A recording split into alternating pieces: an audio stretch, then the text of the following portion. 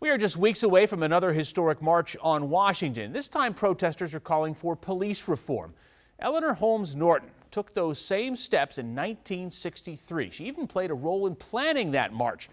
In a rare interview, the D.C. delegate shared a piece of history and her thoughts on the new calls for equality with Larry Miller.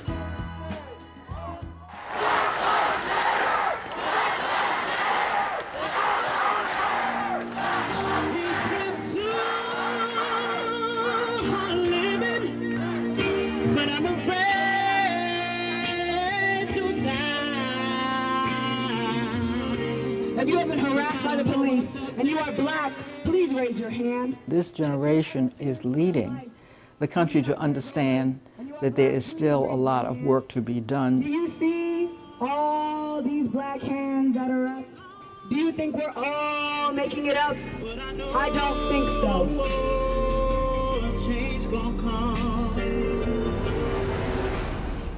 We were very fortunate. Both of our parents went to college.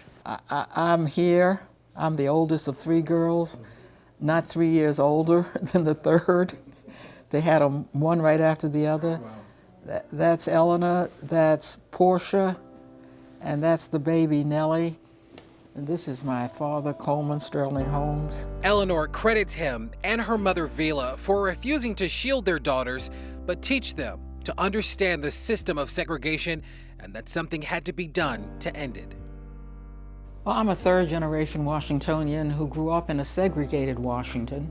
We were raised to understand that this was a city that was conscious of segregation and what it meant and where it came from. It really prepared me for the Civil Rights Movement. I got muscle man, I got muscle man, I got muscle in my legs so I can stand. By the time Eleanor enrolled in Antioch College, she was ready to do the work.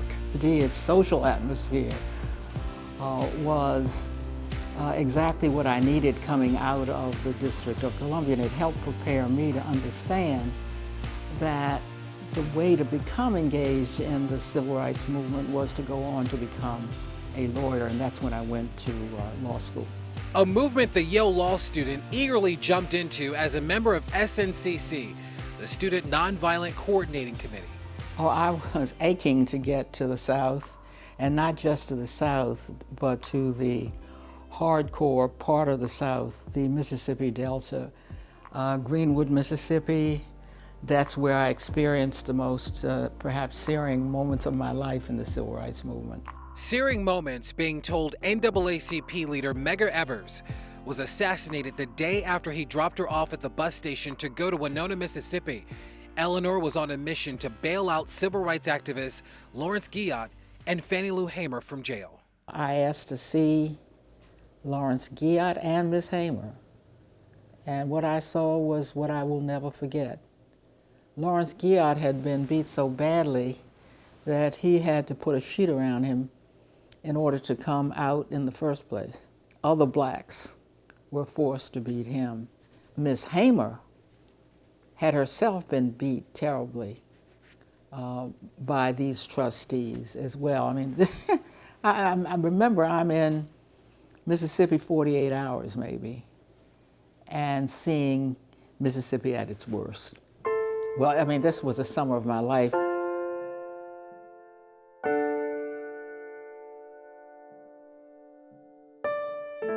I got word that the March on Washington was being organized and that I could help. And so I flew to New York to help organize the March on Washington for part of that same summer. Bayard Rustin was the organizer of the March on Washington. I'm a mignon in this. He may have been the only person, black or white, who could have organized a mammoth March on Washington. Though we did not know for sure.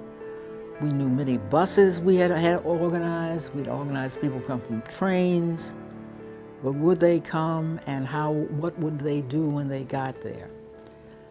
I flew from New York to Washington. And flying over And looking out the window, I knew that the march would be an extraordinary success because I could see people lining up early in the morning all over Washington, raring to go. That was a sight to behold.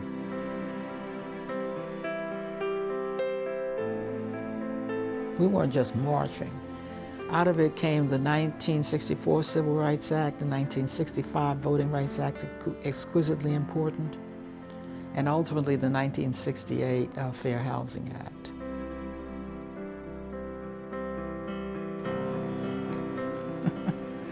I'm in this book with people like Angela Davis. And like the title of the book, she still dreams of a more just world. But now for her, the fight is in the halls of Congress, advocating for district residents she represents. The years on the battlefield for equality have taught her that today's activists must be focused and steadfast. The Montgomery bus boycott, in a real sense, was a precipitating event for the civil rights movement.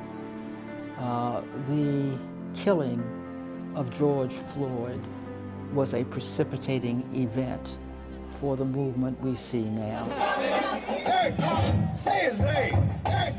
Say his name. You do not get change in this country. It's too diverse, it's too big, unless you work hard for it. I'm very proud of the young activists in the day. You've got to seize the issues of your time and move with them.